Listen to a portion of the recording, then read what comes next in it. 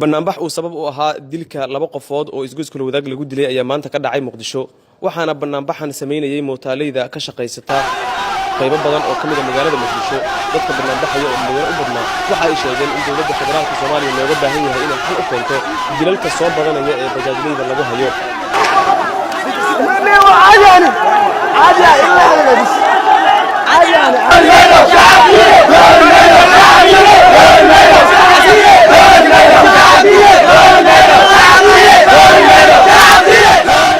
labada qofood ee la dilay mid kamid ah magaciisa waxa lagu soo koobay deeqow ka kale ee la geeriyooday ee mootada saarnaa waxa uu ahaa abtigiis sida uu noo sheegay mid kamid ah dhalinyarada xaafadda oo isagu ay saaka isla soo dheeleen banooni wadaha mootada ee la dilay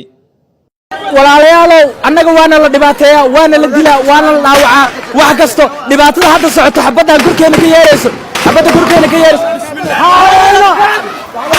saaxiibkeen deeqow ilaahay ha u naxariisto waxa way waqtigiisa inta ku ekaay aniga saaka banooni isla dheelay 12 saac hal saac ee baran soo kala tagnay aniga isgoos wadaagan hoos ugu laabtay asina xaafadiisa oo aaday ma garat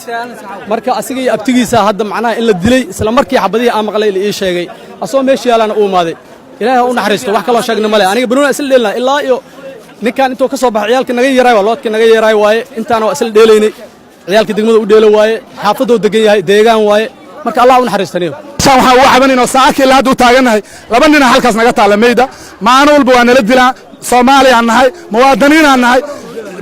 waxaan bixinaa cashuuraan bixinaa maana walba waa nala dilaa baarikaas aan ugu dilaa ninkii la dilina madaxtooyada waxa gishta Cabdiraxmaan Yariisow madaxtooyadaas gishta ninkii dila ma garatay bartaana ninka la keenay Cabdiraxmaan Yariisow askeerina ka tagamayno mana socono madaxtooyada farmaajo madaxweyne moobna waanba waxa uu yahay qashankaas meelaha joog anaga moobna waanba baarlamaanka hadda ha imaado bartaan ha imaado banaanka in shira dulin isu shira oo lacag raadina waa ognahay inta ha imaadana dadka inay dilaan lay u shiraan mooy xabad iyo maqabtaana haddana ku kala lagu dilay meeshan mid kala inta lagu dilay tarbuunka mid lagu dilay lama inta la dhig maxay nool wax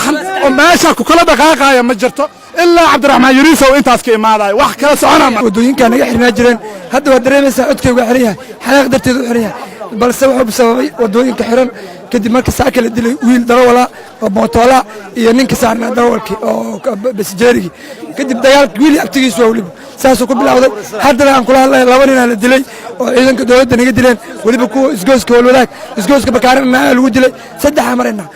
waxa u maleynaa in ay sii socod doonto dagaalkan shacabka iyo ciidanka kala noqon doonta cashuur maal bixiya wax walba bixiya wada lagu mashaqaysan karo meel lagu mashaqaysan karo sabduul baarlamaanka waa iska shirayaan maalin hoos iyo marxadii ku jiraan mukeef anakan laamigana ku dhamaan saaxib dil loo geystay bajaajle saaka ayuu ka bilowday banaanbaxan aad u xoogan ee ka soconaya isgoyska wadaag ee magaalada Muqdisho banaanbaxu waxa uu qabsaday degmooyin kale oo gobolka Banaadir kamid ah isgoysyada kale ee banaanbaxu hadda uu ka jiro waxa kamid ah tarabuunka bakaaraha iyo qaybo kale oo ay kamid yihiin Sheekh Suufi isgoyska la yiraahdo xabadaha hadda dhawaqooda la maqlayo waxa lagu kala ciirinayaa banaanbaxayaasha sidoo kale waxa naloo sheegay in tirada dadka la dilay ay sii kordhayso maadaama xabada dheeraad ay ciidamada dawladdu adeegsanayaan xal ka dhow in askariga dawladda ka tirsan uu rido xabada bajaajlana uu ku geeriyoodo wax ka duwan ilaa hadda dawladdu ma aysan sheegin